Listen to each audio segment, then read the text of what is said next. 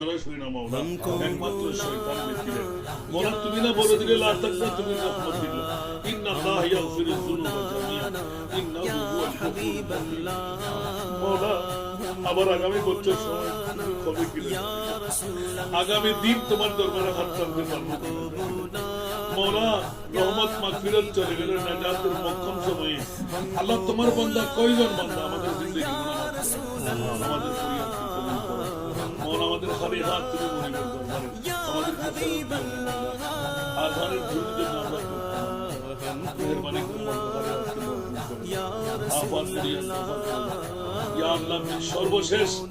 আমার তিন দিনের সরকার কি হলো অজস্র নারী পুরুষরা খয়রাতের মধ্যে লিপ্ত হয়ে গেল এই সন্তানদের দিকে তাকিয়ে সবার তকদিরকে পূজা করলো